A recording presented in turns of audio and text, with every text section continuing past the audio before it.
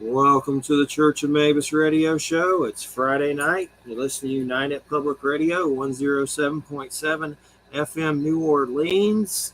And I got a few things I got to plug for Joe, the network. First off, I got to plug Ozark Mountain UFO Conference, April 8th through the 10th, 2022, best western end of the Ozarks, Eureka Springs, Arkansas.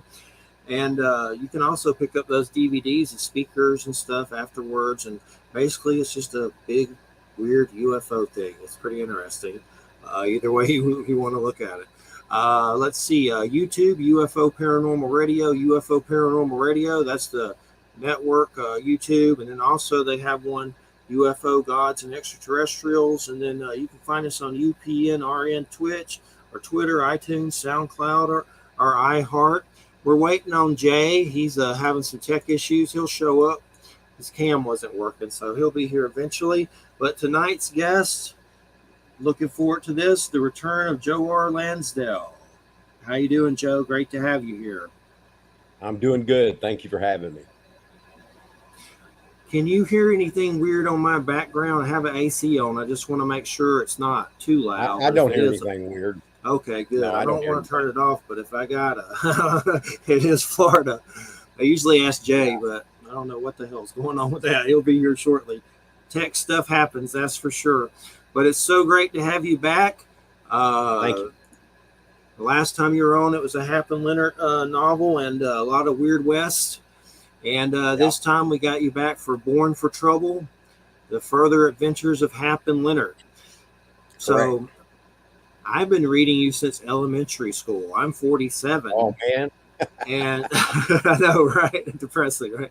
The Magic Wagon. I know you had that Batman kind of fiction book with the Scarecrow or something like that. Yeah. And then the big thing that got me into you more was the Jonah Hex series with Truman and all that. That's when I really was like, got a hankering and looked for more of your stuff. And then I've read a lot of the Hap and Leonard, and I love this newest Hap and Leonard. But I've been reading you for many moons. It's great to have you here. You're the one. And so what can you tell us about this Hap and Leonard? Well, this one is a collection of, I guess you would call them novelettes, possibly novellas, depending on how liberal you are with what's a novella and what's a novelette. But they have never been collected before. They've been out there before in individual, anthologies and short novella books and things like that, but they've never been collected before. And this is one of them is a really short story, but the rest of them are novellas. But I think that's what makes it unique, is that it, and it covers that whole career that they've had where I've written novelettes and novellas in between other books. So it kind of covers some of their history. And there's a new introduction, and I think it's a really fun book. I'm proud of it. Definitely really good. And it's just the way you have their language. It's just unique, and it stands out among other, compared to other writers. Just the way they I hope so. I like the way they talk. Yeah, I like the way they talk too. I'm from Georgia, so now I'm down in Florida. Mosquito land of death and gloom. Yeah, but, well, East Texas is mosquito land too. It's much more tropical. It's got lots of trees and swamp. It's not like what people think of Texas. Yeah, and I noticed on your site, Orbit Drive-Through. What is that? Is that something that really exists, or is that Orbit fiction land? I wrote a novel called Drive-In. Yeah, I wrote a novel called The Drive-In, and it takes place at the Orbit Drive-In. Okay. And that's where that came from. And it's named after that drive-in in my novel. That was back in the, I guess it was the late 80s, probably about 88 now that I think about it. But anyway, the Orbit was in that. And that's one of my more cultish books. I think it's one of my favorites. It's still in print, along with the two sequels that I wrote over the years. One of them, I think, was like 15, 16 years later, the last one that I wrote. And so that's where that comes from, the Orbit Drive-In. Interesting, definitely. I'll have to look deeper into that. I have a lot of your books, so I'm not sure I have that one. What's the complete drive-in. You just look it up, the complete drive-in, and it's there. Okay. I love drive-ins, that's for sure. There's still some going around here that we may go to at some point up in Alabama, about 40 minutes away. There's one, surprisingly. Is there any in your area still?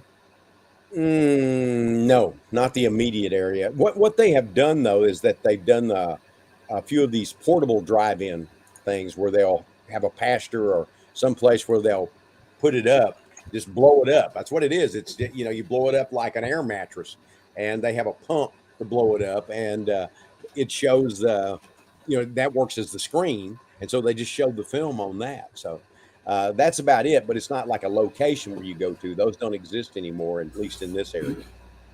Are you talking about like they did the weird COVID ones or something? I saw somewhere they're doing them at Walmart. Yeah. They didn't do them here, that's for sure. Yeah, well, they did them. They did them before COVID, but they did them during COVID a few times. Yeah. But it wasn't consistent. It wasn't all the time. When I grew up, drive-ins were everywhere.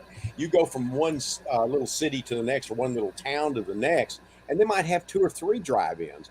Tyler, Texas, when I was a kid, and when it was 30, 40,000. I think it's about 100,000 now, but it had 3 drive-ins. There's only one of them that still exists, and it shows nothing but porno films. So at the time, it was a more mixed, it was not only movies that were made specifically for drive-ins, that some of which no longer exist because they were just filmed over. They just used the film. It wasn't like now where you've got, digital. And so some of those movies, well, if you didn't see them then, you'll never see them. But then they also showed what Joe Bob Briggs called hardtop films at the drive-ins as well, and they did these dusk to dawn things, and it was a unique time. It was very interesting. I'd probably get out there and think, hey, there's too many mosquitoes. I'm hot. I'd probably be different now than I was when I was a teenager in my early 20s. My wife and I used to go. I guess even in my 30s. My wife and I, we take the kids to drive in because if you had little kids, you couldn't take them to an indoor theater. At least you shouldn't, because if they cried or whatever, you're interrupting or bothering other people. But drive-ins were pretty cool. I miss them, and I do miss that whole subculture that was more a part of them in the '60s and maybe the early '70s. Hang on a second, somebody's coming. I'll cut it off here. Okay. So the 60s and the early 70s, it was a different sort of thing. A lot of people went, and you had families that went originally, and then gradually over time, they became what they call passion pits, where they just brought a lot of teenagers, to go in to maybe watch the movie and maybe not watch the movie. So it kind of morphed a little bit over time, but yeah, they were cool. I miss them. For sure. Joe Bob Briggs. I didn't know they showed those at drive-ins. Cool. I know I've seen that on Shudder. They brought him back on there. I've seen some of them. Yeah, well, all those movies that Joe Bob Briggs reviewed were drive-in movies. They weren't video movies. They were drive-in movies. And then as drive-ins begin to fade and videos begin to take their place, really, videos really took the place of drive-ins. Because now, instead of having to go out if you want to go do something and you want to take your kids and you didn't want to bother other people when they were showing movies that you missed at the indoor theaters because your kids were young, they would run them out there and you would go, okay, I'll go. And then what happened when videos came along, you thought, well, I don't even have to go. I can just sit here in my underwear and watch it on television with the VHS. And so VHS were probably one of the, not the only, but one of the contributors to the decline of the drive-in. Yeah, that's definitely misfortune. There's a few around here, but they're rare. They definitely have vanished, like extinct. I was surprised to see that there were still a few around, but so they're like dinosaurs now for sure. No doubt about it. And Joe Bob Briggs and those kind of personalities always interest me a lot. That host those kind of movies. We have that. I always have trouble saying Spenguli, like his name when you see it doesn't. He's in this area. He comes on one of the channels here. That's the only one here that I know of. Yeah, and of course Elvira. And there's a bunch of different ones I know. There's even some on YouTube that have their own channels, and I guess that's where they do most of their work and stuff. But I always love that stuff. That's when I was a kid, there was Evelyn out of Shreveport, and she was on Friday nights. And they would show old Universal films or Roger Corman films or all kinds of films. It was every Friday night, and Evelyn would come on, and introduced the movie. And then gradually, for whatever reason, the station decided they didn't want to do that. So she had a little period where she would come on and read a poem, and that was it. And then the next thing you know, she's not on at all, but she was called Evelyn. And I remember her. And then in the 70s, I think it was maybe the early 80s, they had Count Bubba, which was on out of Lufkin for a while. And the guy that played Count Bubba was actually a martial arts student of mine. Cool. Yeah. Is that Bubba Hotep? Is that any reference to the name? Was that something that may have brought up the name? Well, if you're from the South, Bubba is just a name kind of for brother. Bubba kind of had to do with, sometimes little kids couldn't say brother because they say Bubba. And Bubba. So that just kind of became, everybody in the South, understood that term. And some people just, for whatever reason, acquired the nickname Bubba, or were actually named Bubba. And when I wrote Bubba Hotep, I just thought it would be funny if I'm going to put this in the South and in East Texas to make our hero, Elvis, but to make our villain Hotep. Also, since he's in East Texas, we'll call him Bubba Hotep. And so I had the title laying around long before I ever wrote the story. And one day I thought, I've got the story for the title now. So I wrote it. And then, of course, Don Coscarelli, that's epic that he did it, the movie, from Phantasm and all that. I watched all those recently again, those Phantasms. They're haunting. They're weird, man. They're good. They are weird. Yeah. The first one's still my favorite because it was so strange and it was so out of the box. And I saw it, at a drive-in. And then I saw it on video after that. And then, of course, I got to know Don, and I saw it at different, sort of like where they would show a number of his movies, including Bubba Hotep, and they would show, his early films as well. So kind of a Don Coscarelli perspective or retrospective. I'm not sure which. Yeah, I got his biography. I need to read it. It's definitely on my list of books. It's good. It's good. The best part is I'm in there. Nice. That's always a plus for sure. And I know the show. I love the show, and I know they canceled it, which is what they do lately with so many good things. One of the things, it was their most popular show. It was their highest rated, most popular show, and they canned it anyway. They did that. They did that with Hannibal. That show was amazing, and it had the best reviews ever. But I guess people didn't watch it after 3 seasons, and they kill it. It's crazy. Well, Sundance was a small channel, and so they may have weighed the expense against the popularity, for one thing. Yeah. But I think also they had new people who came in and took over, and that's just the standard way these things are done. Is that when somebody new comes in, they throw everything out before them, especially if it's popular. A lot of times because they didn't do it, they're not getting credit for it, and so that kind of killed it. But I wasn't surprised. I was surprised that we had 3 seasons just because I think it was such an unusual show. And, people loved it that saw it. And it's certainly popular. But I think maybe Sundance didn't quite get it, which strikes me as odd.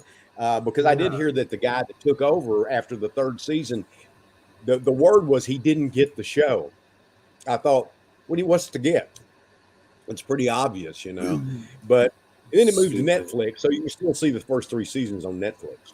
Yeah, and that's a similar thing they did with Hannibal. It's like good shows, and they just slice them. You almost don't even want to watch shows on certain networks. They did it with Longmire. They're going to kill it.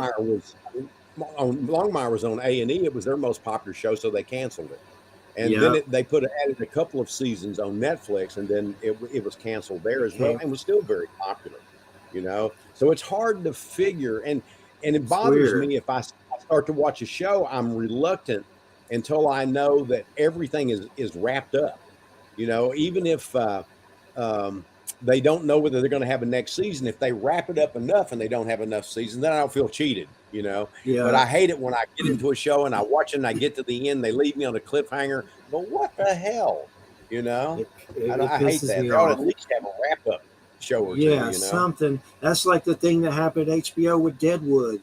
and Rome and Carnival, something weird happened, like a murder, and like the exec wiped off all the R-rated programming. Some weird thing, like Deadwood was doing amazing. The guy was Ian McShane was winning like Golden Globes and stuff, and they canceled. He won some kind of award that was big, but they canceled that. And then years later, they're trying to, everybody's pissed off, and they do the 2-hour movie or whatever, which it was still good. Well, they did a movie. I think they did do a movie. They did. I liked the first 2 seasons. I thought the third season was the second season redone. Yeah, I thought it had begun to wane myself. Yeah, it's just weird when they scrap stuff.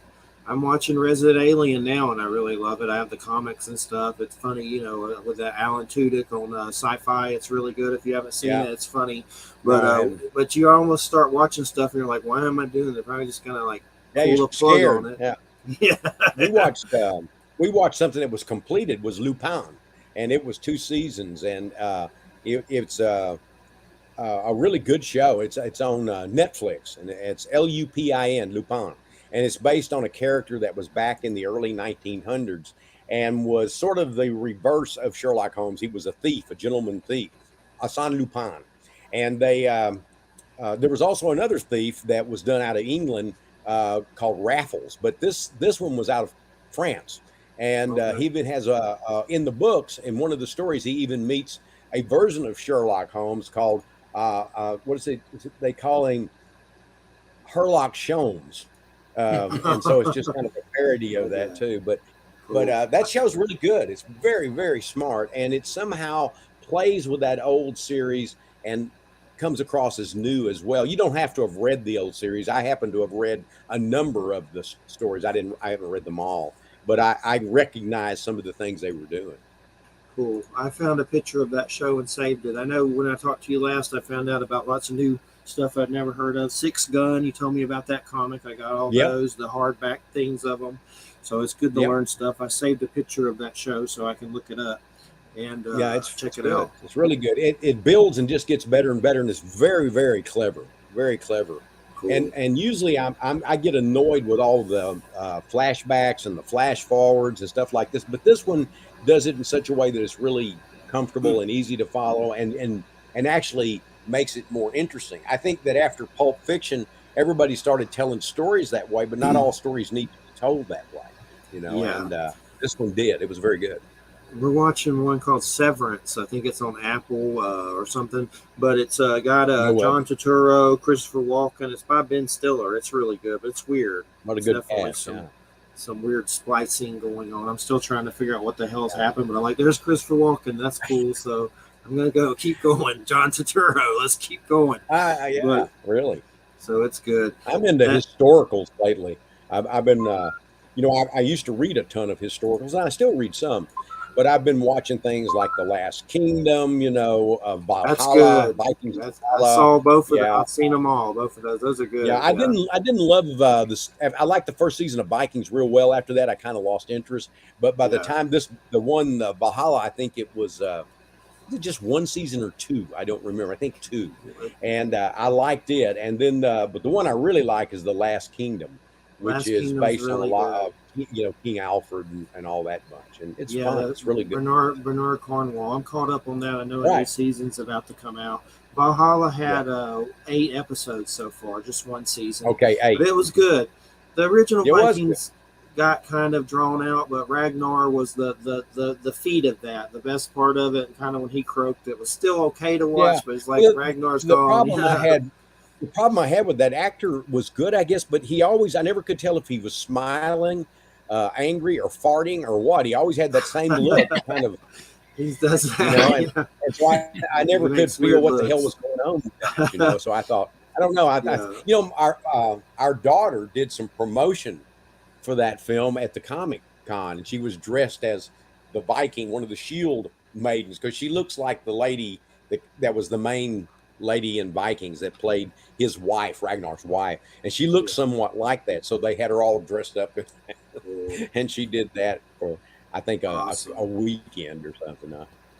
For sure, and there's another weird one on HBO Max that we've been watching, Raised by Wolves. It's a sci-fi, and that Travis Fimmels. I watched some of that. I don't know why I quit watching it. I didn't hate it. It's actually pretty good. You should. I didn't feel the love. I didn't feel the love. Yeah, you might want to pick up on it. It's weird. It's definitely weird. Yeah, I haven't given it up. It's on my list still to go back to. Good. Well, we got Mr. J. McNicholas, Tech Issue Man here. He's back. Yes. Mercury retrograde. Is that happening? No, it's not. I don't think it is. It's a good scapegoat. Yeah, it's not happening currently, but things happen. We know it. So, would you want to ask Joe a question out of your deck of cards there? Yeah, I definitely. So I just came back from Walmart and I left it upstairs. I just bought the whole season of the original Batman 1966 TV series, and with the new movie just coming out, and you haven't done some stuff. I didn't realize this till I looked up your bio that you did the animated series, which I love. Yep. Kevin Conroy did the voice for Batman, and Mark Hamill. My favorite Batman. Huh? It's my favorite. You said your favorite? Yeah, me too. I have to agree. I love that. But with the new Batman coming out, what's your take on the Batman films? So I always get these stupid questions. People are like, "Oh, who's the best Joker?" Hands down, Cesar Romero. Who's the best Joker voice? Hands down, Mark Hamill. But you got four guys now playing Batman, and I kind of liked the most recent one on the Justice Society, played by Ben Affleck. Everyone was like worried he was going to screw it up, but so the first series is The Dark Knight with his name escapes me, but the first three is the Dark Knight series, but he doesn't let anyone die. Christian Bale. And in the first few books, he kills like 7 people over the course of his original Dark Knight times, and then they have the new ones with Christian Bale, and he lets people die. So who do you like better of the live action Batman? Well, like I said, my favorite's the animated version. I think that captures everything about Batman better than anything, and I'm serious about that. I always found the old Batman series with Cesar Romero as the Joker and all that a little too silly for me. Yeah. But when I was a kid, though, I was such a Batman fan. I was disappointed when it came on because I wanted a serious Batman. I was already imagining the Batman they made later before it happened. But what's strange is when I thought about it, I went and looked back at my comics I was reading. I thought, damn, this is literal. It didn't seem silly to me in the comics, but what they're doing is literally putting those comics of the 50s and 60s, early, middle 60s and all that. The later comics started following the show and became even sillier, But for me, I like that show for what it is, but I never loved that show.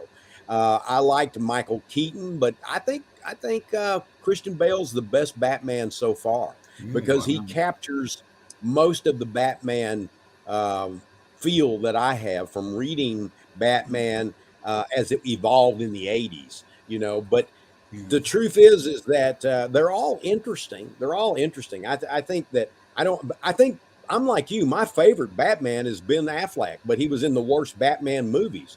So you never really got to see him be Batman in the way I wanted to, because he was terrific. I think he was highly underrated.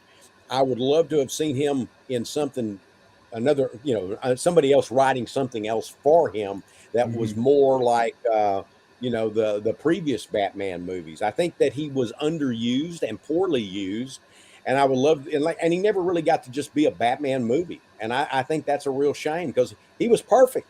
He looked right, and I think everything about him was just perfect for him. I thought he was pretty good too. And the problem with it is at his age, he's a little younger than me, but they were pushing him towards the end of his career, almost to the point of like the Batman Beyond cartoon series, where Batman is elderly and he's got that big Great Dane dog, and then the kid steals his costume and becomes the new Batman, which is also a really good series. I love that series. At one point, I was approached to write for it, and I couldn't because I was working on something else. Same way with Justice League Unlimited. I was asked to see if I wanted to do those. I maybe present something or whatever, and I had to pass both times because I didn't even have time to entertain it. Even if they'd come to me and said, "You're in right now," like they did the first one, I still couldn't have done it. I think I was working on a novel and a screenplay and comics, and I was really up to my neck and stuff. But I love all that stuff. Yeah, it doesn't seem you take a rest because I was looking. I was going to try to write down your bibliography on this page so I'd have something to look at. And then I called it up on the Wikipedia, and you have an entire page of just your novels and short stories and comic. So it's huge. So you must not ever take a break. But if you had your choice to write anything, whether Star Trek, Star Wars, comic, cartoon, whatever, if you could write any huge major franchise, what would you pick? I think I've already done it. I did Batman for the animated series, I mean, something else came along, it'd be interesting. I'd probably want to do more Batman, but I really prefer doing my stuff. I've doing other people's stuff is fun, but to me, I don't want to make a career of it. There are friends of mine that have, and they're perfectly happy doing that. But I'm sort of, my own guy. I do what I want to do. I've done Tarzan. I've done John Carter of Mars. I did a short story, John Carter of Mars. I did there was a Burroughs novel that he died before he finished, and it laid around for 50 years, and they came to me, and I got to finish it, and I got to revise it and finish it, and then I wrote a Tarzan novella, and it may well be that I may write 3 more to become a book. I've been approached about that, but again, time is my enemy. And I did a John Carter of Mars short story. I think probably if I were going to do something else, if I could get paid for my time, I think Burroughs would be the thing I would most be interested in doing outside. And after that, probably Batman, maybe go back to Jonah Hex. But I feel like I had a really Jonah Hex. Yeah, I don't know that I did the Lone Ranger. I did Conan. I've done more Weird West. More Weird West. I'm putting a request in for more Weird West. I just had a Weird West come out. I had a chapbook called The Hungry Snow come out, and it sold out. What is it called? What is it called again? The Hungry Snow. Good luck finding it. My luck. I'll look. But they will be collected in a short story collection coming out. Cool. Or it will be collected with other stories. Yeah. Yeah, there's a lot of good stuff out there that I mean, I'm not a writer, but I went to school for videography, so I know how to write scripts and screenplays. And just for poop and giggles, I started writing a live action treatise for the Thundercats, which when I had the camera problems, you saw the symbol on my camera there. And I'm probably about 45 minutes into it for a 2-hour movie. So, but I haven't touched it in years. But I like the whole idea of backstory. So when you do something for your own purposes, like your Hap and Leonard, how much backstory did you write before you started the novels, or is backstory you did after, or not at all? I don't outline at all. I just start writing them, and I get up every morning and I write for 3. I only work about 3 hours a day, and that's been my method for 25, 30 years. And I get up, write about 3 hours a day. I have no idea what's going to happen next. I go to sleep. I get up in the morning, and my subconscious has worked it out. I go in and write, and then I know when I'm done. I try to write no less than 3 to 5 pages a day, but I generally get that without too much effort. And I'll sometimes get 10, 15 pages a day. Sometimes, I'll have if I have enough great days throughout, it speeds up the process. And I do one draft that I revise as I go. And then once I get that finished, I do a polish, which is not a complete draft, because I found I don't get better by doing multiple drafts. I get worse. And I get diminishing returns if I work past 3 hours, because I start out hot. I think George Martin and I were talking about this once. He kind of builds into, I don't think he likes to write.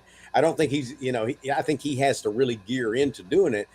Saying he doesn't like it's for the wrong term, but I think he finds having written maybe more interesting than writing. I know a number of writers like that, but I actually enjoy writing and having written. I love the whole thing.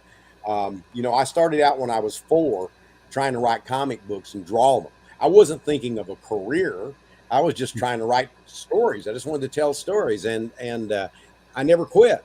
And so by the time I was 21, I was selling nonfiction. And by the time I was in my late 20s or probably more like my middle 20s, I was selling fiction. And then by the time I was 29, I was full time, and have been ever since. My wife worked another job until 88, and then she went to work for me until she retired a few years ago. And now I've got things set up. I've got accountants. My daughter works for me some. I've got other things going on as far as the business goes. I've got agents. I've got not only literary agents, but film agents. And that kind of thing. So it's a different deal than what I was doing then. But I always feel great that I sold when I was 21, and I worked other jobs until 29, and I went full time, and I've been there ever since. And I'm 70 years old now. And you're also the resident writer at Stephen F. Austin University. What exactly does that mean? Are you a teacher, or are you? Well, I'm writer. Yeah, I'm writer in residence, and that meant I used to teach there a lot. Right now, though, I haven't taught in quite a few years, but I taught for 8 or 9 years, and I would come in and do one class per semester.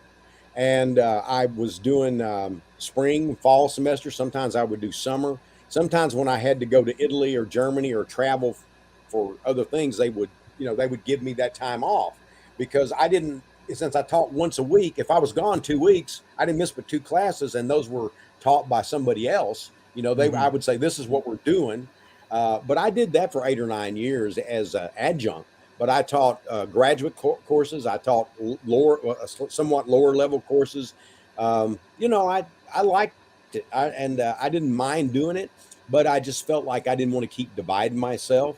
I used to do lectures. I used to do readings. I did all this stuff, and still do from time to time. And I still teach martial arts. Yeah, I was going to get into that too. That's something I'm into. Yeah. I always felt like, when you're going to ask somebody to do something, you always ask a busy person. They're the people that know how to get things done, not the person that's got all the time on their hands. There's a reason they've got all that time on their hands. They're not doing anything. Right. Yeah.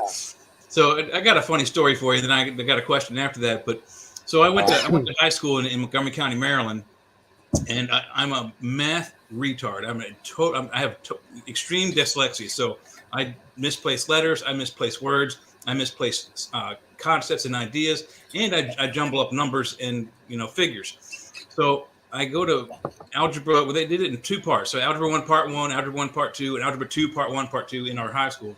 And I get this teacher, and she gives me the book that's the teacher's book. So in the back, I have all the answers to all the work. And I'm like, I wonder if this is a mistake. And I come to find out she went to John Carroll University to learn her math teaching degree, and she was taught math by my father. So it was really and I'm like, wow, okay, so that's where the favor comes from. So I was looking you up. I saw that your daughter went to Stephen F. Austin University too. So did she come into your class as well? No, she only went a little bit. I think she and I are the dropouts. Okay. My wife and my son, they're the ones that have degrees. My wife has a degree in criminology, sociology, and my son has a degree in journalism and philosophy. He's also a writer. He's had 2 movies made. He's written a lot of comics, a whole lot. And he's written a short story, and he and I did a novel together. My daughter and I have done stories. She's a professional singer, but during COVID, she became the head of PR for Kakion Books. And so, she's got a lot of stuff. She did some modeling. She did commercials on TV. She was in Westworld as the body double for Evan Rachel Wood. Okay. Sometimes you think you're seeing her, you're seeing Casey. But, it kind of runs in our family, I guess, that we're all, doing this kind of thing. But so in that way we're connected, but maybe, I used to teach my son and daughter martial arts when they were young. I did do that. That's cool. Yeah, that's something I'm into too. So what martial arts is it that you teach? And I'm sure I'm going to botch the word. You're in several martial arts Hall of Fames, and you have the title, which loosely translates to roughly badly translates to Grand Master. It's a Japanese word, and I know I'm not going to say it right. Well, there's Soki, in Japan, Japanese, but our art, I founded an art called Shinchuan back in 1996, which is in the United States Martial Arts Hall of Fame, and I'm in there for Shinchuan. But so it's a valid art. I always kept it small. I wasn't trying to make the McDonald's of martial arts. I was doing a small group. I have black belts that I've taught. Some of them were teaching, but that's the art I do is Shinchuan. Before that, I studied things like Kempo, Hapkido, Thai boxing, kickboxing. I did pure boxing, wrestling, jiu-jitsu, Aiki jiu-jitsu, Aikido. I mean, Thai boxing. My body's roughed up.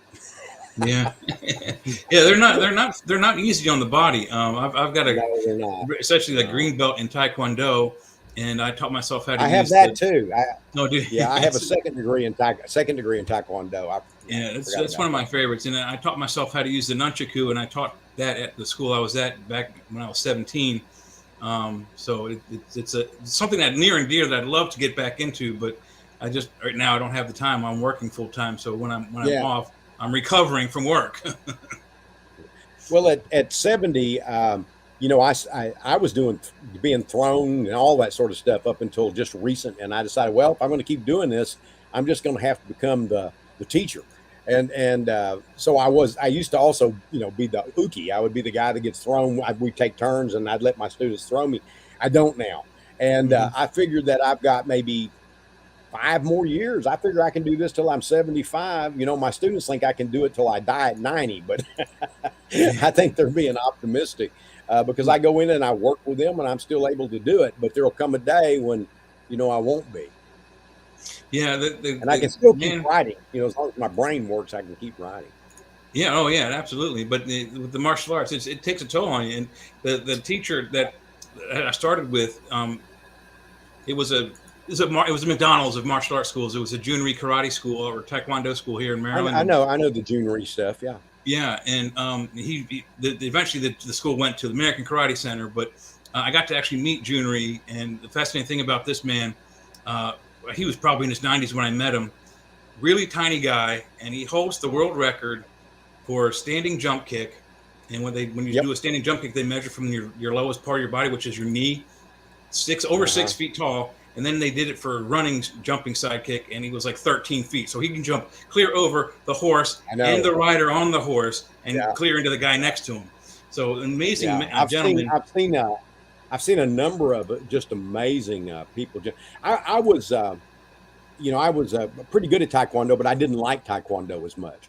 I tended to like more combat, and I tended to like more, we were doing mixed martial arts before that existed. There was no mixed martial arts. And nobody was paying you any money for it, for damn sure, But we just started doing that. We'd have a thing. Okay, as long as you don't put his eye out, go.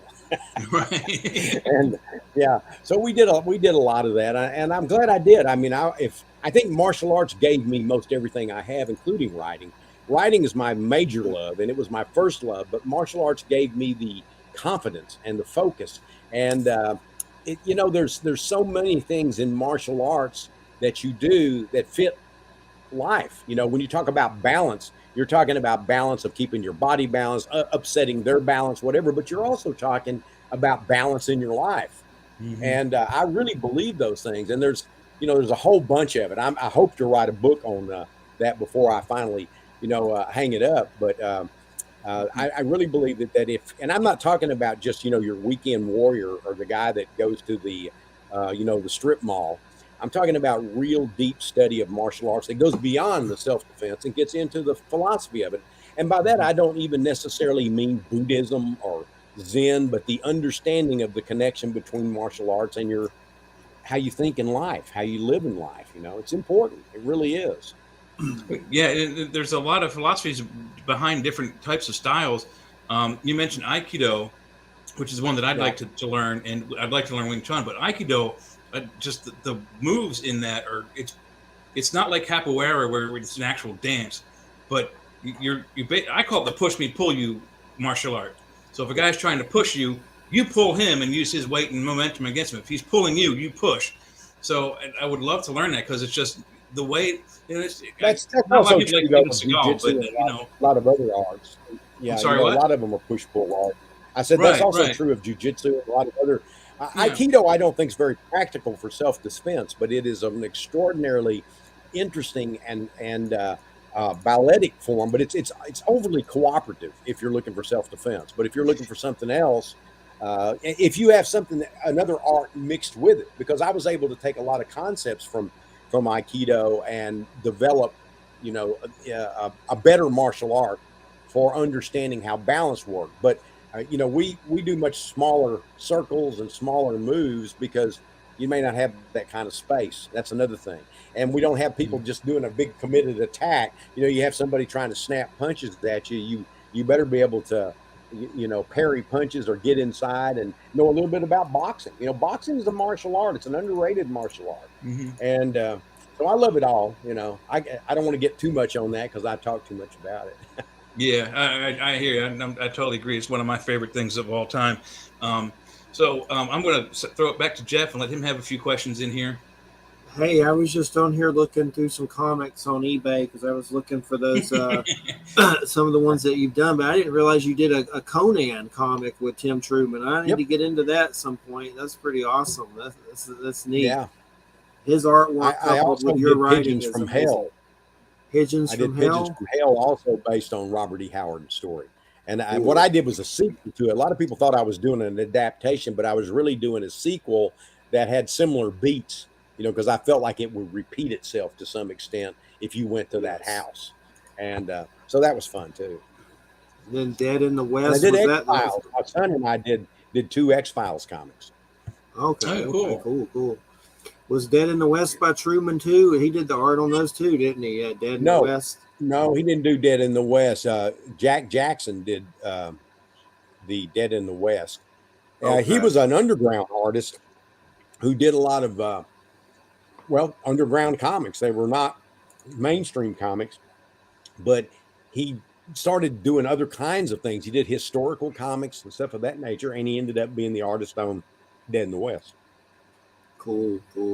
Now Truman did like Jonah Hex, and we did The Lone Ranger, and a number of other things. And he also adapted some of my things that I didn't write. He adapted my story On the Far Side of the Cadillac Desert with Dead Folks, and so we have a strong connection just as friends, but also, as co-workers.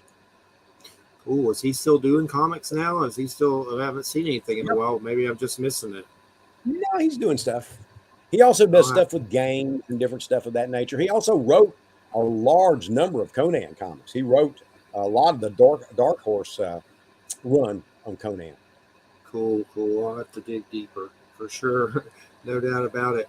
So, what have you been into lately as far as comics or books? I like to learn new stuff, titles and stuff that I may not have heard of from you. What have you been into lately?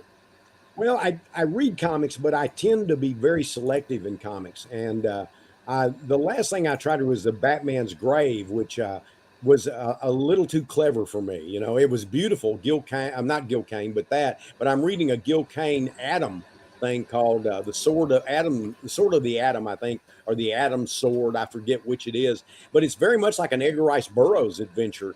And it's he's in a miniature world and he's dealing with a miniature society, and it has a lot of sword fights and stuff like that. It's great fun. I started it last night and I'm about half through. It's all the collected, stories. Sword of the Atom, I think is what it's called.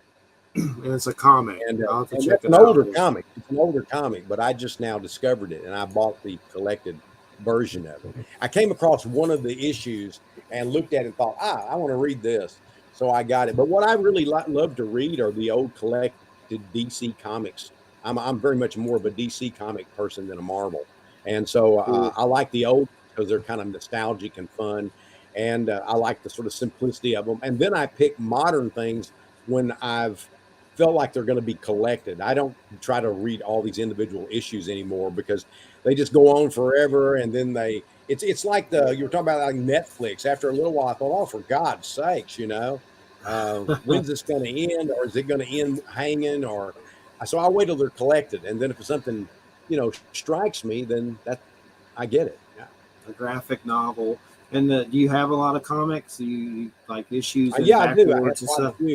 I don't have as many as I once did. I got rid of a lot of them.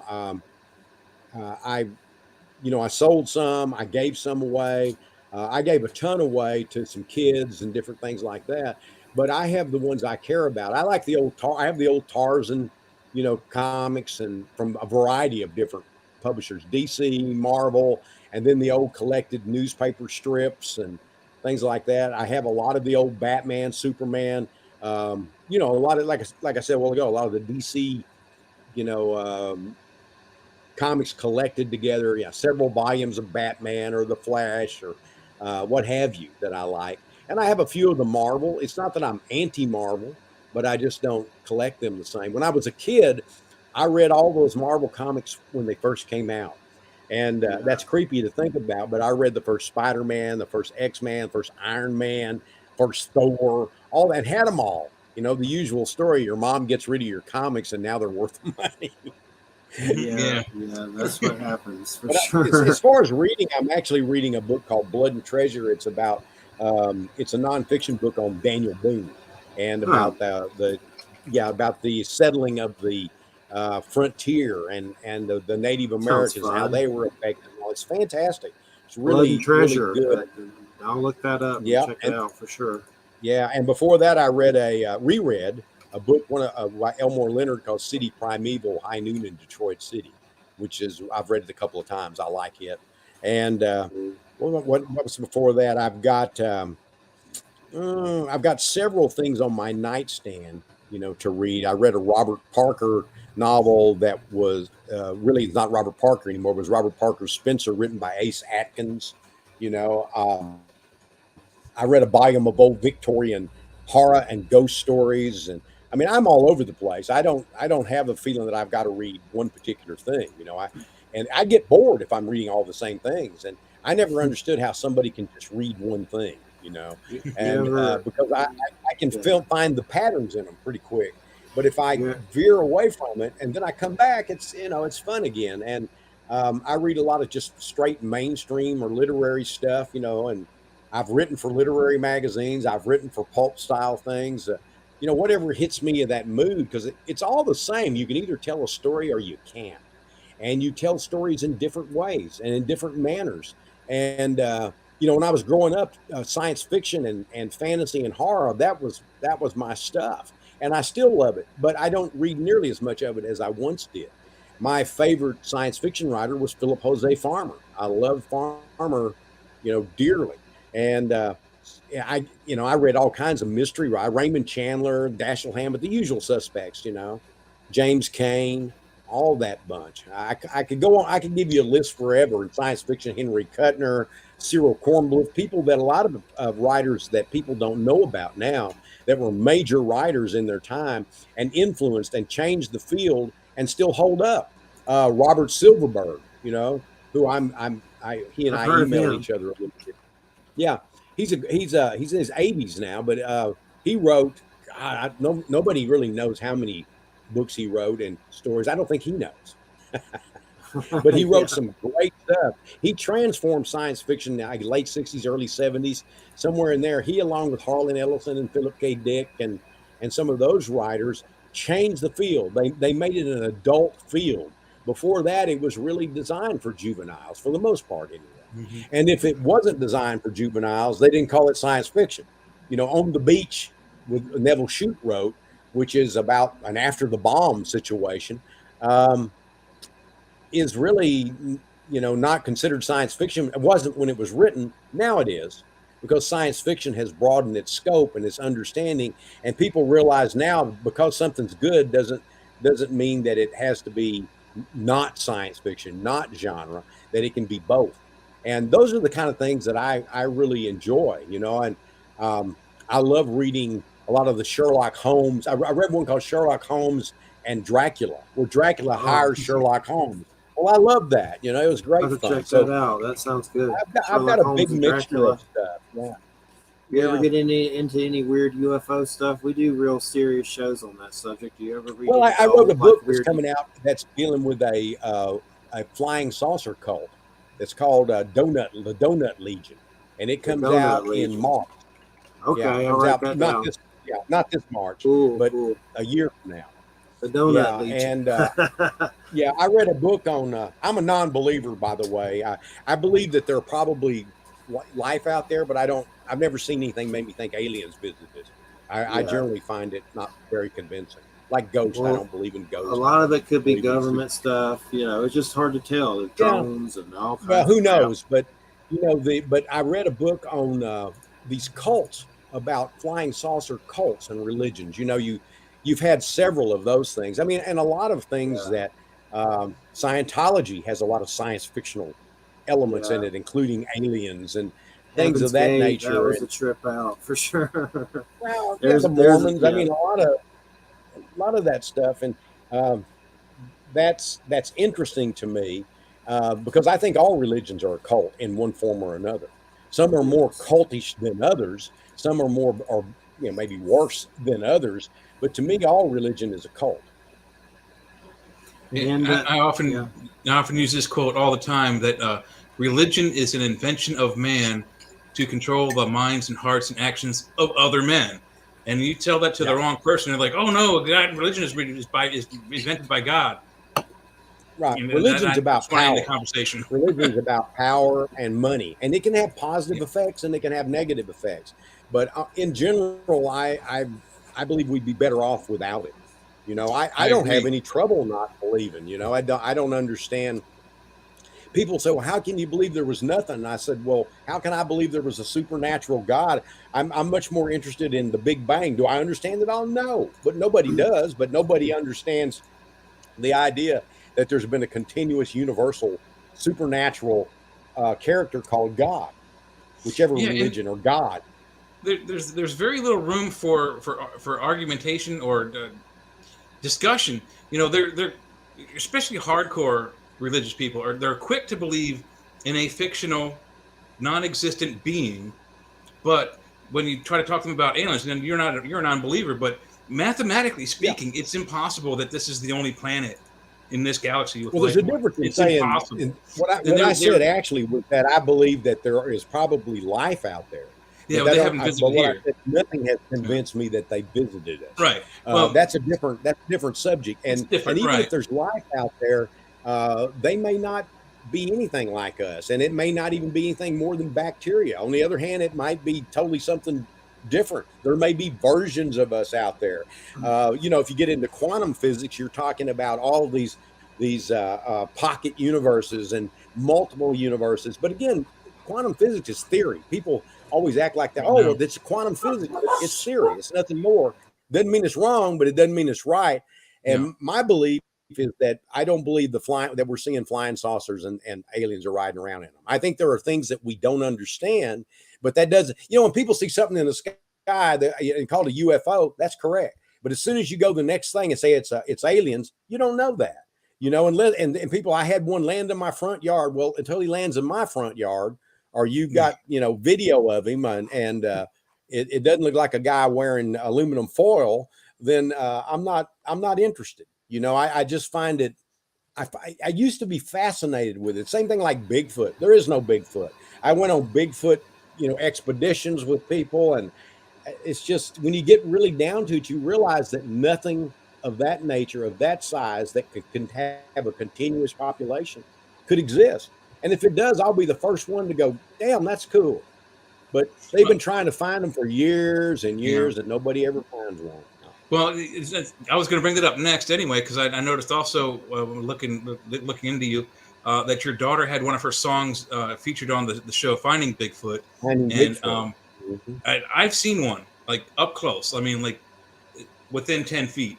And I don't doubt you think you have, but I'm going to have more than that. It's not a matter of not believing you. One of the things I had one time was when my wife and I were first married. And this was probably 74. We got married in 73, probably 74. We raised goats. We had a goat dairy. And you had to get up damn early in the morning and go out and milk those goats. So we got up early one morning and we went out, and just starting to be light, and a giant silver triangle flew right over us. And I was in awe. I couldn't believe it. And then the light shifted and it was a bunch of insects. But had I not... But had that moved on just a little quicker, I would be telling you right now, I saw a flying saucer. Nobody can tell me different. And I went on Bigfoot expeditions, and people would say, well, yeah, you hear that? That's a Bigfoot. It's a possum. I grew up in the woods. It's a possum. I can hear it. I know its sound. I know what it is. And I think people have seen things they think, but I also think there's this. This is one of the fascinating things, is that I was reading some research on this, and I don't know how validated it is or anything, but I liked it. And it says, how the eye sends a message to the brain. I saw this. But sometimes they've discovered the brain sends a message to the eye, which they think may explain a lot of ghosts and sightings and things, because it's just as real, because your eye is seeing in the same way that I'm looking at you right now. But it's not coming from here. Absolutely. It's coming from, And so the brain itself is a remarkably weird thing. Now, is there Bigfoot out there? Might be. But I'm just saying apocryphal stories aren't going to get it. Even coming from my, my best buddies, if my mom said I saw a Bigfoot, I go, where? Where is it? To me, apocryphal stories may be sincere, but they're not proof. And that's what we're talking about, is proof. And if somebody finds one, but look how long they've looked. East Texas is supposed to be covered with them, but East Texas has lots of woods, but it's broken up. And I won't accept any supernatural beliefs for Bigfoot. As soon as you start that, I'm done. Yeah. But the idea that we have Giganticopithecus, is that what it was? Gigantopithecus or Australopithecus. There you go. Yeah. Australopithecus was smaller. They were not. There was Australoafricanus. There was different ones. I was an anthropology major when I was in school before I just quit. But the thing is that it doesn't matter how long people discuss theories and things like that. Until you have one, you've got nothing. And I had the body, and yet it's disappeared. Somebody stole it. Mm-hmm. And my daughter was on finding Bigfoot. She's not a Bigfoot believer either, but she had a great time. They asked me to be on it once, and I said, "No, man, I'll pass." But they had her on it, and she loved it. She loved those guys, and some of them were sincere. Some of the producers were probably no more a bigger believer than I am. They didn't necessarily believe in it, but she really enjoyed her time on there, and it was fun seeing her on there singing to Bigfoot in the woods. But there's things I want to believe, but there aren't things that I've been convinced to believe. I started out believing all stuff. Bigfoot is a caveman ghost. Well, what? A caveman ghost. Until we get one, we won't know for sure. But I don't know if you're familiar with the rods. There was all these videos coming out in the 90s and 2000s. So these rods, and I am. I learned how to use video cameras. I know how they record imagery, and everyone's like, "Oh, they're rods. They're real. They're not. It's an insect." Now the way video is collected, you have makes a streak. Right. If you got two fields, if you got I filmed numbers, it just elongates the bug. So it looks like that bug now has 4, 6, 8, 12 wings and is 5 inches long, 12 inches long, a foot long. But people still believe it. They say this is hardcore evidence, and it's not. So I want to believe all that stuff. I want to believe in Bigfoot. I want to believe in flying saucers. I mean, I'm not one of those guys that just doesn't want to believe. I want to believe, but I can't find any evidence that's convincing to me. And it's always somebody saw it or I saw it, but where's the evidence? I have one of my cousins is a big Bigfoot hunter. He's Jim Lansdale. He's part of the Louisiana, East Texas group that, but he had a show on TV too called Killing Bigfoot. I remember people would say, "Oh my God, he's going to kill Bigfoot. That's terrible." And I thought, no, he's not going to kill Bigfoot because there isn't one. And they're not going to find Bigfoot either. They did 11, 12 seasons. And all you got's apocryphal stories. And did you hear that? And so I just got to have more than that, Yeah, it's like religion. It's faith. Some people have faith, and I don't have faith. I got to have more than that. I got to have proof. One thing I'm kind of curious, and we can talk more about books and stuff, is just what's going on right now in the world. And I know they just stripped Putin of his black belt, which I'm seeing all this stuff in some of the right-wing news, and I'm not on either side. I was for Bernie. And but I mean, to be for our government on any level, even through a politician, it's like kind of being for Ted Bundy at this point, is the way it feels like to me. But as far as what's going on right now, it's terrifying. And, the big thing that's really bothering me is I see in some of the right-wing news outlets, they're trying to make Putin like he's a hero or something, like he's battling deep state in Ukraine, and they're like trying to prop him up like Hitler or something. But I know I saw the black belt thing about them stripping him of that. But I mean, it's definitely. Well, they stripped him of an honorary Taekwondo black belt. I think he has a black belt in judo. That's real. And then he had an honorary one. I don't like politics, but I think you do have to take a side. And what I think of is that, I don't like a lot of things about either side, but I like the Ukrainians because of their situation better than I like this giant, superpower that's coming in and saying, I'm going to take your spot. I don't like that, because what it reminds me of is back in World War II, they had, when Hitler came along, he took Czechoslovakia and Poland, and everybody kept waiting. We're just not going to do it. We're not going to be for these people, because we're not going to be for war, which I'm opposed to too. I was a Vietnam War resistor and nearly went to prison, and I was willing to go to prison. By quirk of fate, I did not have to go. But I do believe that there are exceptions. I think most of the time we're wrong. Vietnam, Afghanistan, Iraq, all wrong. But this is not our war, but I understand, but it could be. And so I don't want us to send troops in there or anything at this point. And I hope we don't ever do that or have to. But if we hadn't had Churchill saying, you know what, we've got to not make agreements with these people, because every time they make an agreement, they don't stick to it. They just keep coming. It's sort of like you give a bully an inch, he'll take a mile. And the idea that you don't do it and that that's going to make you safe or prevent war doesn't seem to fit, because it's them causing the war. I hope to hell they can find a way to balance it out and convince people to, to chill. That's what I want. Yeah. But I am a big believer that sometimes you do have to stand up for things, If you don't, when people give peace a chance, I'm for it. But man, that's just a slogan. It's scary. These people, they don't give a damn about give peace a chance.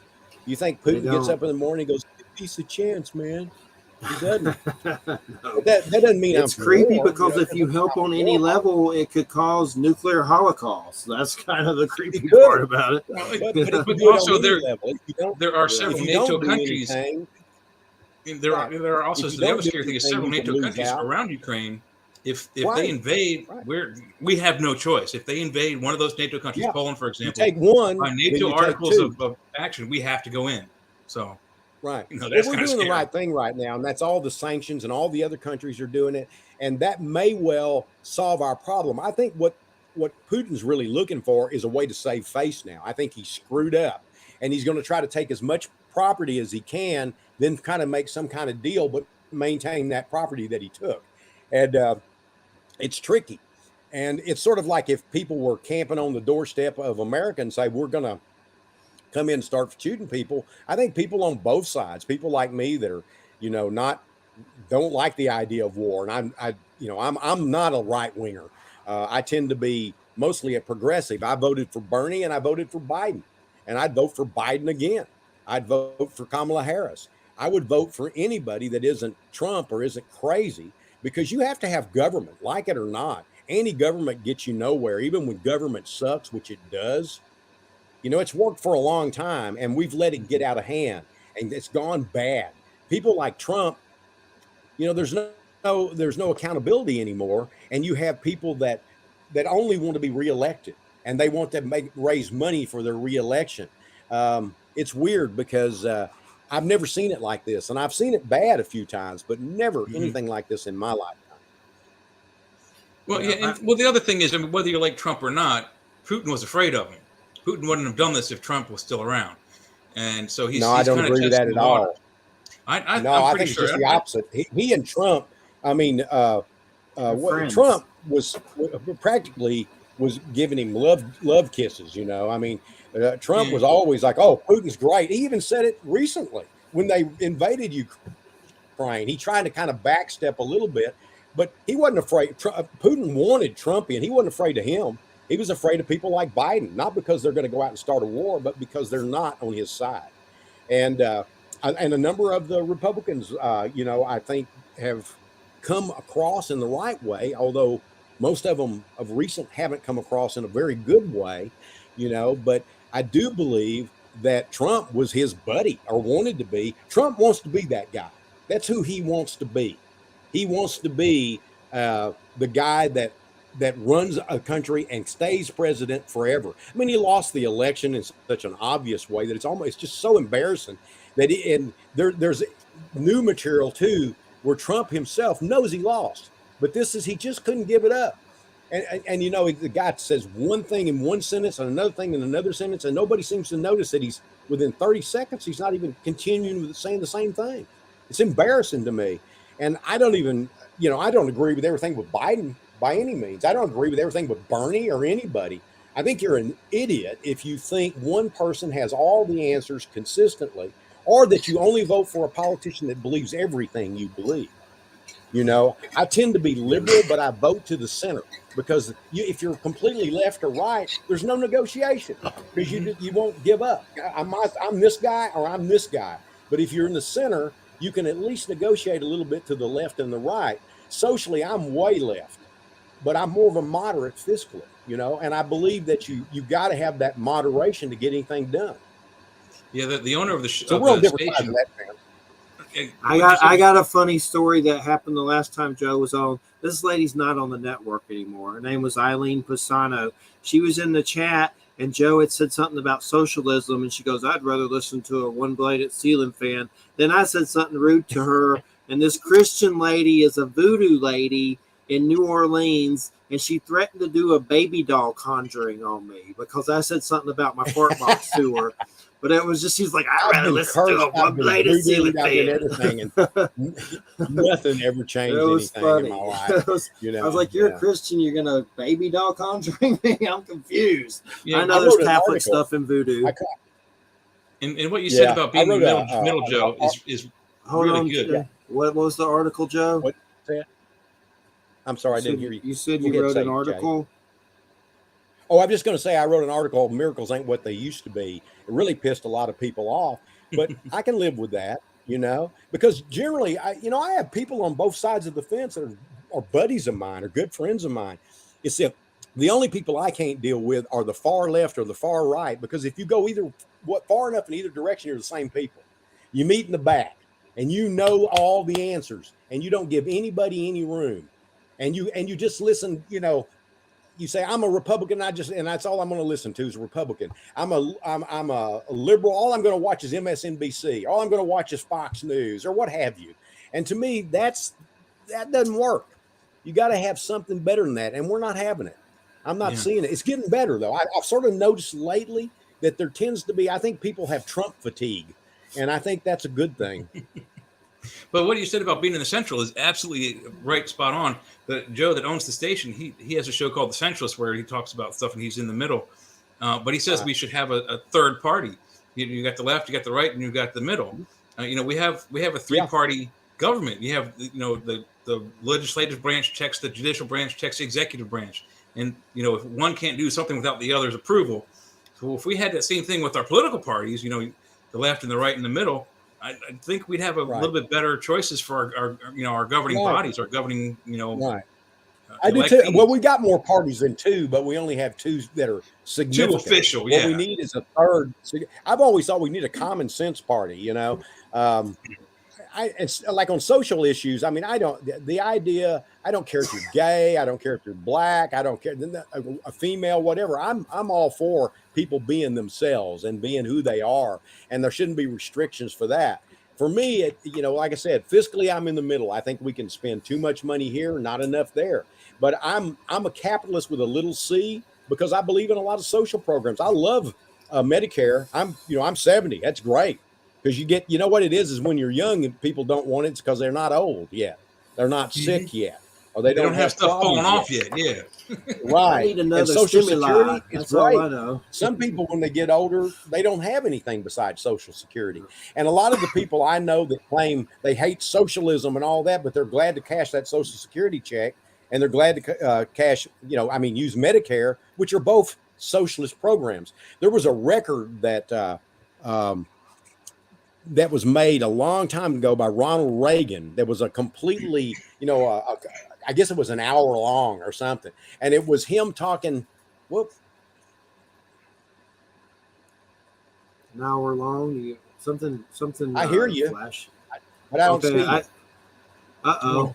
We see you and hear you, so I don't know what the hell. Okay, well, we can do that. What I was going to say, and he did this whole thing. He did this record where he said that the end of the United States and the end of capitalism is if anybody ever passes Medicare. Now, you have Republicans going, "Don't touch my Medicare," and not realizing that it's a government, it's a government issued idea. Yeah, for you sure. See if I can get back with you. I don't know what happened there. Well, that's weird. We're still okay. If you can't see us, it's okay. We see you. Collapsed the window or something.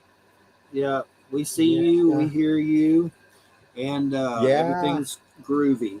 Would you like to take a little break, Joe? Do you need to take a little break and come back, or what are you comfortable doing? If you guys want me to stick around, I can take a short break to do a couple things. And you can do that. Just give me about 5 or 6 minutes. Okay, we'll talk about something, and you go on. It's no problem. Okay, I'll be right back. All righty, and I'll see if maybe I can reconnect when I get. It's okay if you don't mess with it. You might mess it up. It's okay. You're blessed if you can't see us. Yeah, really. He's sandwiched between two bald guys with goggles. Probably blinded him anyway with all this baldness. But Joe R. Lansdale, I've been reading him since like freaking elementary school or something. Like I told him that before break. But I have a Jonah Hex comic from the cover. Of course, it looks like hell now. But you can see it. A biker did it a long time ago. I'll have to show Joey, but it looks pretty rough. It looks okay, I guess, but could have been a little better. It was a long time ago after my dad died. But this is from that cover, Jonah Hex #1 by Joe R. Lansdale and Timothy Truman. Look up that his art. His art is amazing. That Timothy Truman guy. And Joe writing with it is just definitely really good.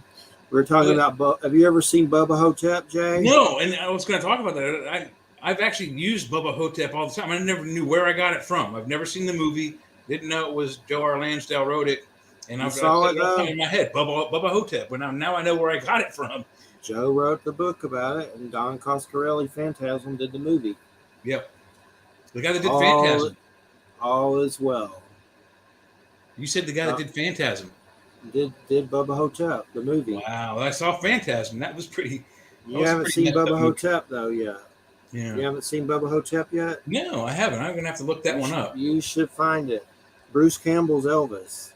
Oh, really? I love Bruce Campbell. There's a mummy that likes to suck souls out of your rumpus. It gets dropped off like this ancient mummy. He's Bubba Hotep. Some kind of Bubba Hotep. There's a mummy in it. He's the creature. It gets dropped off at an old folks' home by accident in a crate in the back of a truck. There's also a black man that claims he's JFK and he was dyed in it. His skin was dyed. It gets weird, but it's worth the watch. It's really good. It sounds pretty messed up. So just kind There's going to be a sequel, but there was a bunch of controversy. Something that it didn't happen for some reason because of Bruce Campbell, but or something, I forget exactly. But it's definitely worth the watch. There's a book. I have the books. And there's a prequel that came out, Cosmic Bloodsuckers. Oh, Ozzie Davis is in it. Yeah, that's the black guy that got died, the African American gentleman. That got died. He claims he's JFK. He says he's a black JFK.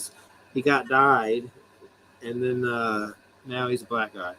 It's weird, but the mummy's pretty cool too. Bruce Campbell is Elvis. You can't beat that. No doubt about it. I have the books and the prequel, and there's even some figures from NECA, that company, NECA, N-E-C-A. Yeah. There's a figure of the mummy and a figure of Bruce Campbell as Elvis. It's pretty cool. Who is next week? I always forget. I mean, look, next week's I got a big list of stuff that he's been telling us about to look at later. Next week is Wham. Yeah, next week's Wham. Jim Hunt is a dude from some ghost show on Amazon called Knock Knock Ghost. And then Micah Dank on Weird Bible Stuff. March 25th, Andrew Aloha. It's just metaphysical stuff. You come back April 1st for Aggie Nost. Aggie. Aggie Nost. Yep. The man, the legend, the hair. Then, his hair is taller than us. His hair is an alien being. Right. He looks like Rod Stewart. And let's see here. Oh, and April 8th, Dr. Turi. He's been around forever. How do you spell that? Dr. Turi. Okay, that's why I couldn't find him before. He has been around forever. He's been with Art Bell. Yeah. And then the next week, April 15th, Dave Morris, Bram Stoker and the Occult. Oh, cool. And some other weird stuff. He's been on before about shadow beings, but he does all these videos. But I got him back on to talk about Bram Stoker and the Occult. I'm still scheduling. Scheduling's weird, but I'm slowly but surely doing it for sure.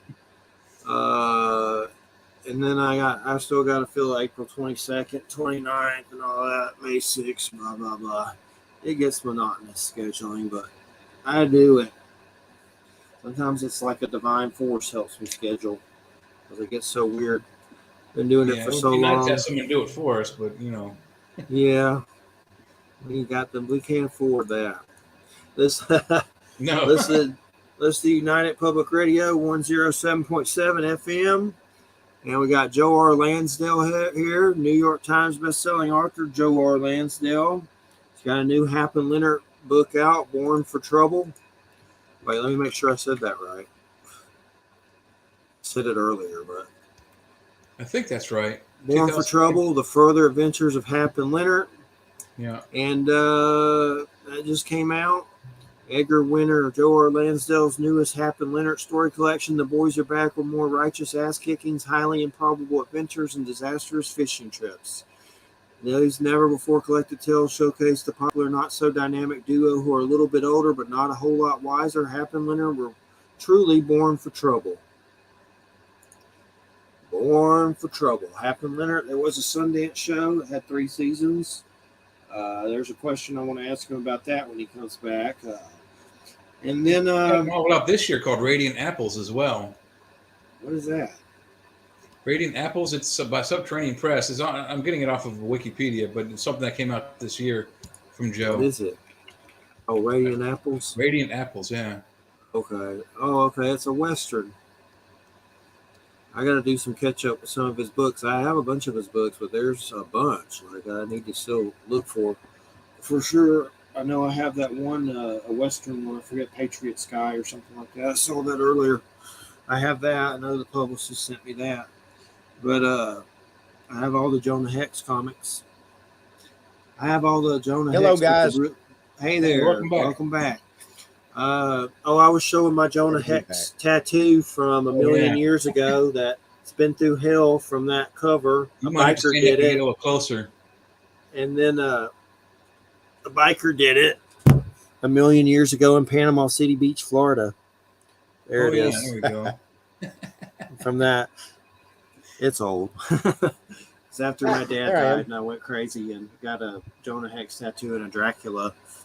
I wrote Dead in the West.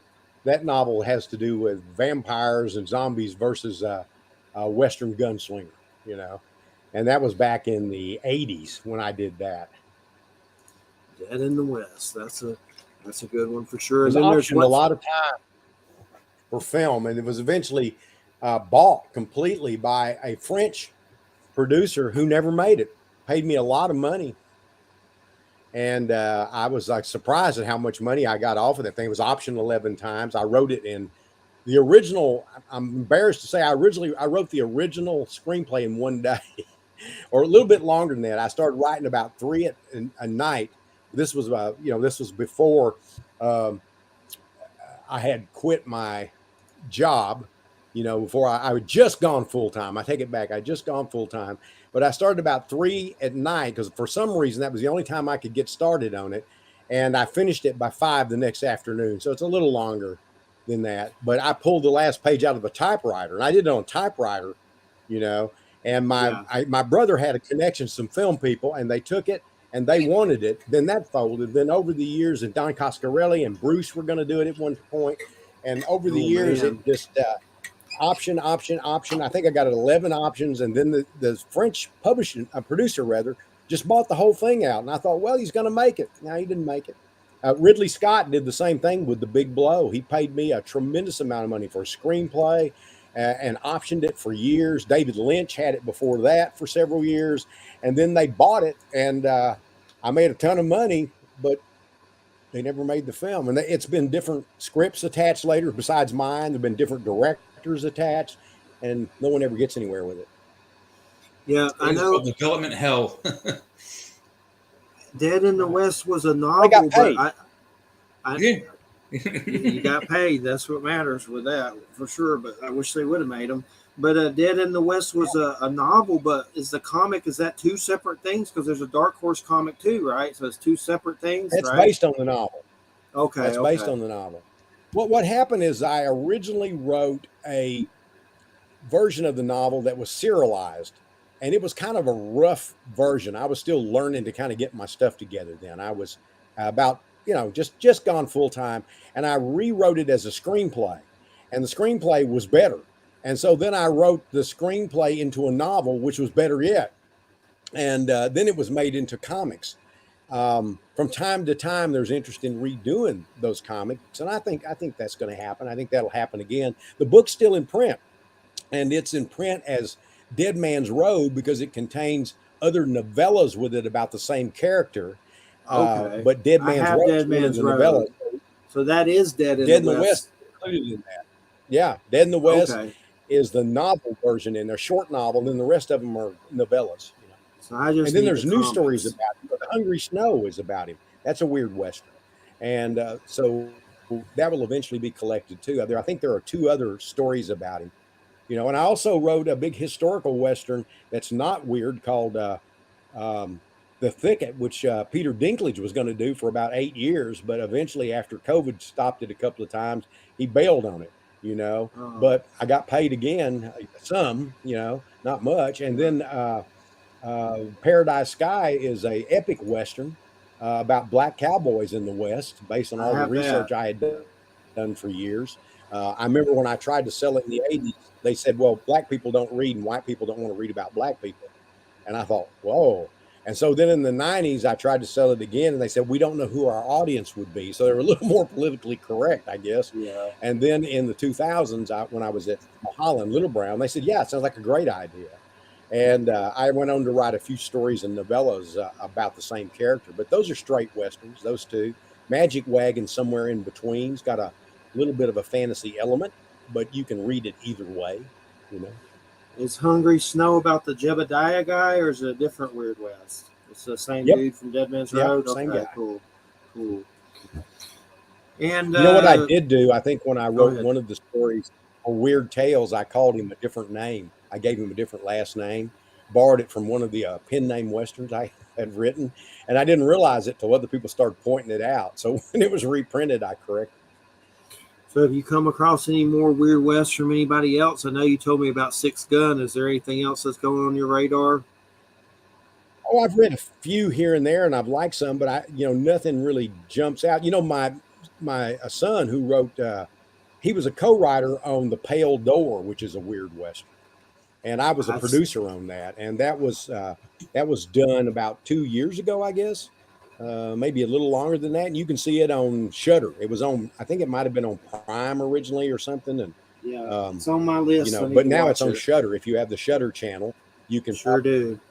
Yeah, it's called The Pale Door, and it's not perfect, but it isn't bad either. It's interesting. It has great people. It has people from Hap and Leonard. Bill Sage comes to mind, immediately, and it was a fun shoot. I was on the set for it a little bit, so I liked watching that. There's one movie I haven't seen it yet. Ghosts of the Ozarks. It's supposed to be a Weird West movie that came out with David Arquette and stuff, but I haven't seen it yet. Oh, it says Tim Blake Nelson's in it too. I didn't know that. The dude from Oh Brother, Where Art Thou? I like him a lot. Yeah, there's a good one. Did you see that one? What was that? Yeah. Oh Henry? Well, Old Henry. Yeah. Which one? There was a movie with Tim Blake Nelson called Old Henry. It's called Old Henry. Oh, not Old Henry the writer, but Old Henry. No, but it's on my list. Have you seen The Ballad of Buster Scruggs? Sure have. I like that a lot. Yeah. Watch Old Henry. That's pretty good. Got a series of short stories. Some of them, right. There's one of the stories was a Jack London story, and there were like 2 or 3 stories that they had borrowed and adapted. And then the Buster Scruggs one was a real cool one. I liked it a lot. I saw the Macbeth movie with Denzel Washington from one of the Coen brothers. It's worth the watch, but that Shakespeare stuff will do a I want to see that. I haven't seen it. Definitely. Was it trying good? to keep up with it. Yeah, it's good. It's really good. It's just keeping up with the Shakespeare stuff. That's hard for me. They get deep with it for sure. I love Shakespeare. Like, what the hell's happening? That's pretty much me. What the hell's going on? I don't know. I love Shakespeare. The only time when we were in London one time, we went to, where Shakespeare was born and grew up, and where he performed a lot of his plays, and not the London, but what is the place called? It's I'm having a blank here, but anyway, we saw a play that they did there, Romeo and Juliet, and yet it was done by English speakers, and it was done the old English, Romeo and Juliet. I couldn't understand half of it if I didn't already know the play. The accents killed it for me, so it was interesting. Romeo and Juliet is one of my least favorite plays by Shakespeare, which a lot of people love. It's one of those things I loved when I was 18 and found it kind of not so lovable when I got older. But my favorites are Macbeth and Hamlet and, some of the Julius Caesar. I like that one a lot. And some of the poetry, Yeah, it's good. It's just figuring out what's going on. I know I've seen some of the movies. Titus, that was crazy. That with Anthony Hopkins and all that. Titus Andronicus, yeah. That was really I never read that play or seen it. I don't know that one. Did you ever see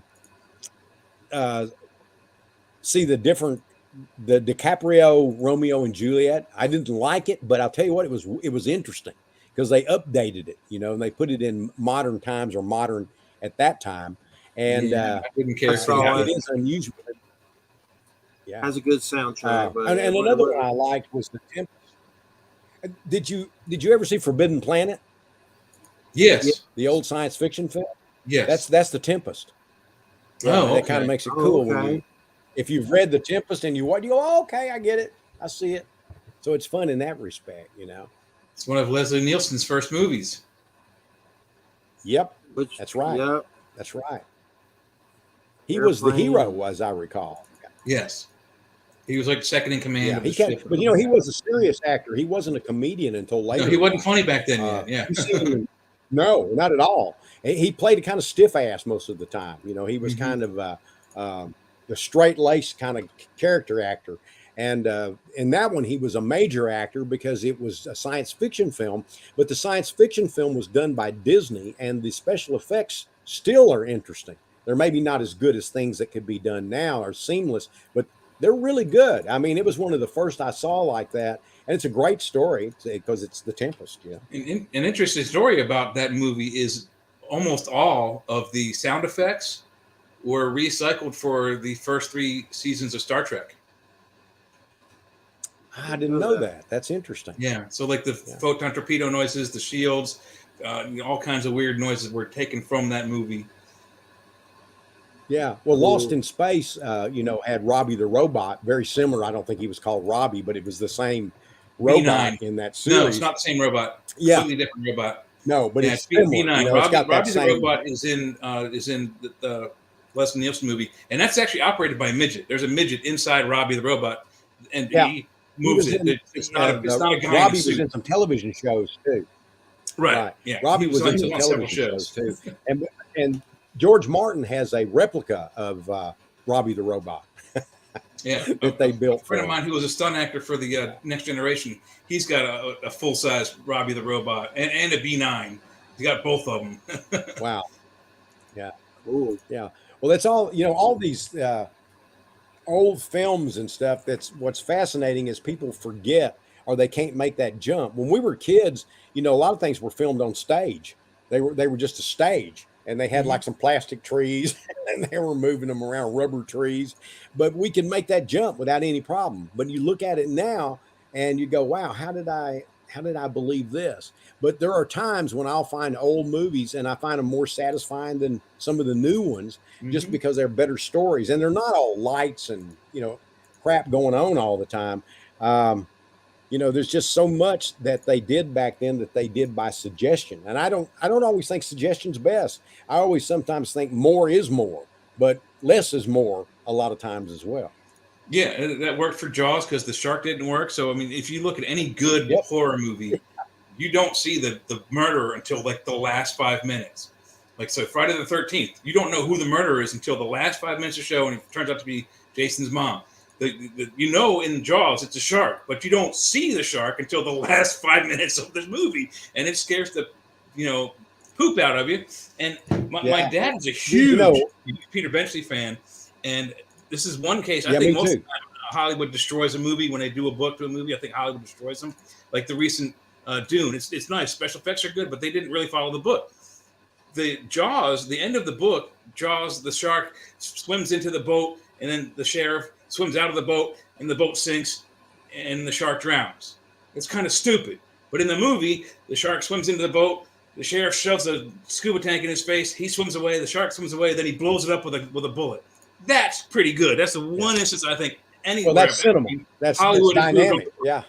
I think so. I think Benchley felt the same way. I think that he felt that there were, I actually like the book better, but I actually agree with you on some of those things, is that it's a marginal for me because I think the film is just wonderful. I think it's one of the great suspense films.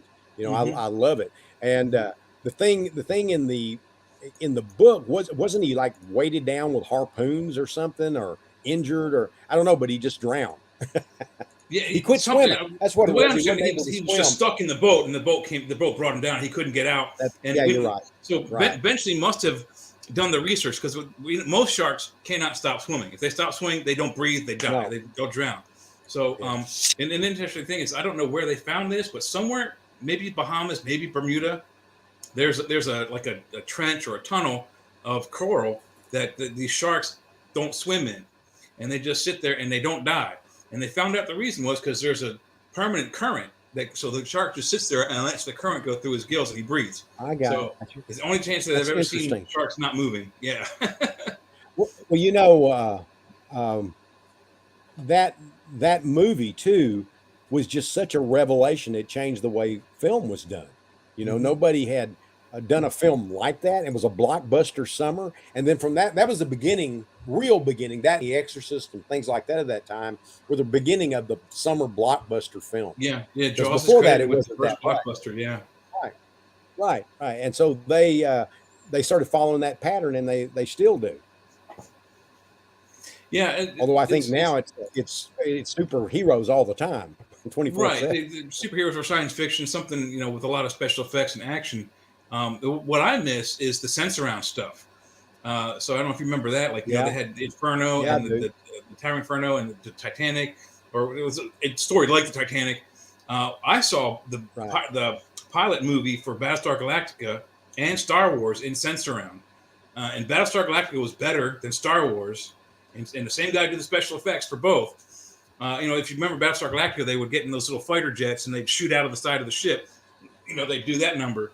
Well, they had all the seats were engineered with like gimbals, and whenever that happened, all the seats were shot back at once, and you felt like you were in the real ship action with Richard Hatch as he was shooting out of the side of the Galactica to go shoot Klingons or Cylons or whatever.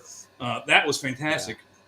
Yeah. I think losing that, 3Ds are pretty cool. I saw the Avatar in 3D. That was. The movie was right here. Literally, I could felt like I could reach out. I didn't like that movie. I liked the 3D, but I didn't like the movie. I've already forgotten it. I forgot it by the time I got home. The 3D was the coolest part of it, but the sense-around thing was really cool because you were immersed in the movie because like in the Tower Inferno, when it exploded, all the seats shook. So it would shake the whole audience. So you felt like you were in the tower coming down. Is this like the remake or the original? They're way back in the 70s, the Towering Inferno, the very first one, and then there was the movie with. I only saw that on television, unfortunately. I just that one I only got to see on television. What else? There's one with the actor's name was Shelley something or other. She played on the original Titanic movie, but it's Poseidon Adventure. Poseidon Adventure was in sense-around. So when the ship started, the seats went forward. Shelley Winters, yes, that's right. Yeah. She was a real swimmer. She was known for being a swimmer. Yeah, she actually was, I think, had been a professional swimmer or was a good swimmer. I don't remember, but swimming was one of her things that she did well. If I remember right, I think I read that. And that's been a long time, but I think that's correct. It's probably true. And to do a movie like that, you'd have to be a strong swimmer because you're in a room that's going to fill up and flood with water. But I do believe her character survived. Most everyone else died, but she survived that one. I saw one recently that when that movie came out, the special effects were so amazing. I'm sorry. Go ahead. It's okay. No, go ahead, man. Oh, I was just going to say I saw This Island Earth for the first time with Christina. No, I was just going to say that was a big blockbuster then, was Poseidon. Yeah. Yeah, it was a huge one. We're talking over each other. Go ahead, Jeffrey.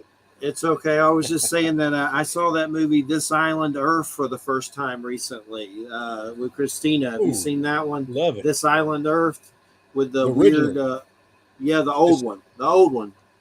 With the it's wonderful. I've seen it many times. Yeah, love it. That's weird, isn't it? That's like some weird Illuminati, alien, crazy. Weird. There's some weird stuff going on there.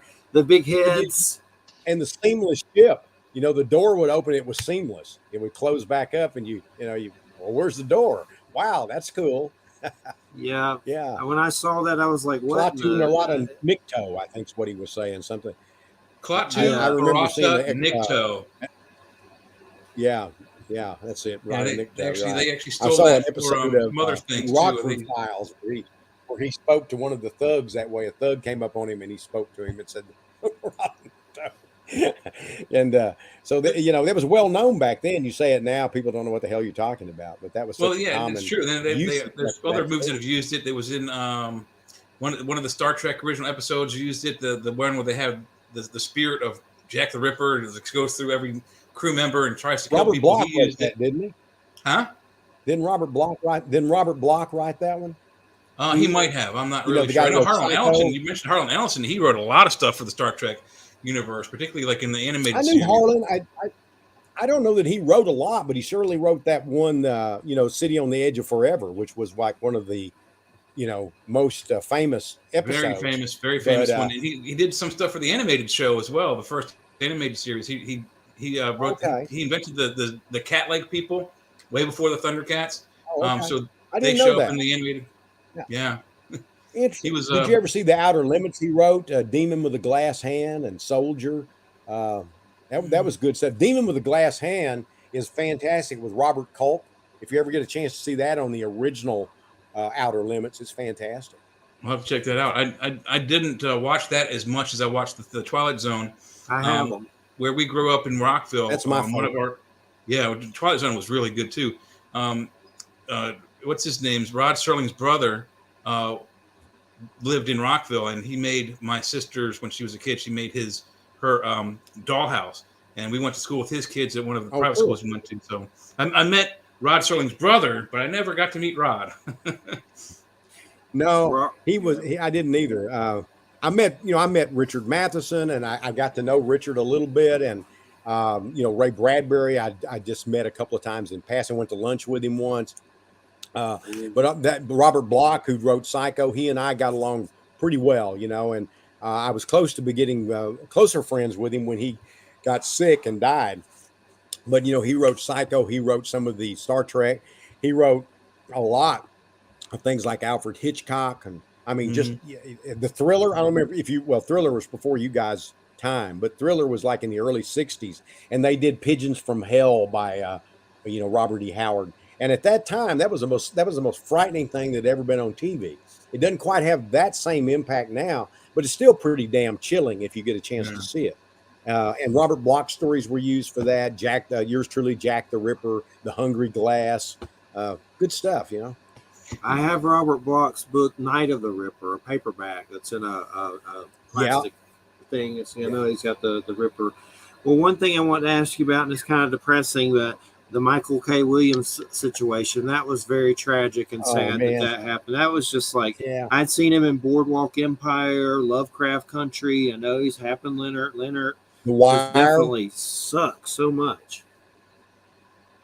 The Wire. Well, Michael had a problem with drugs, and he was always open about it. I mean, when we were on the set of Hap and Leonard, I remember having kind of minor discussions with him and where he brought that up. I don't remember what initiated it exactly. And it was sad. I I was better friends with James Purefoy, but I did like Michael a lot, and we got along just fine. And it really shocked me and hurt. Well, I don't know if it shocked me. It surprised me. I wasn't shocked because I knew he had trouble with, drugs. And I mean, I always thought it was weird to act like, if it hadn't had that fentanyl in it, he'd have been fine. Well, he might not have been fine. That certainly was, makes it terrible because people put something that's definitely deadly. But heroin's not good for you anyway. It can end up killing you. And so I just think it's a terrible loss. And he was a good guy. I was a really good guy. I liked him a lot. I think that he had his quirks, but they were interesting quirks. Definitely. He's a great actor. I had some run-ins with drugs when my dad died when I was younger, and now I just do medicinal weed here in Florida, and there's enough weird stuff with that to keep up for any drug you'd like. Like so many different. I just did Bubba Kush. Like there's so many different cakes and galactic glue. Like you don't need heroin. Just get some galactic glue. Yeah. Like, that's in Florida. Of course, it's expensive to keep up with the license. It's a ripoff, but at least it's not better than not having it at all. That's for sure. But Joe, it's we got about 5 minutes. It's been an absolute pleasure having you on. It's always great to have you on, and I've admired your works for many moons. And thank you so much for coming on. I really enjoyed it. Well, I like the variety of the discussion. That was great fun.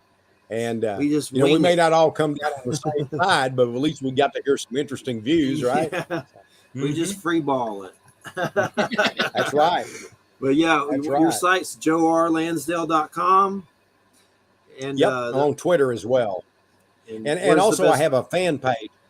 Yeah. Okay. There's a Facebook page, but I don't really use that, and I never set it up. But to have the fan page, I think you had to have that.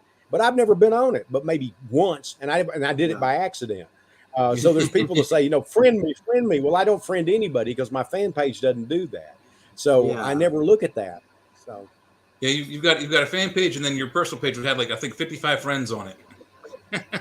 Yeah, right. 55 friends because I don't ever do anybody, But the fan page is 20, 30,000 or something. Then the Twitter business, I have no idea what that is. I do Twitter pretty often, but I don't really know much about it.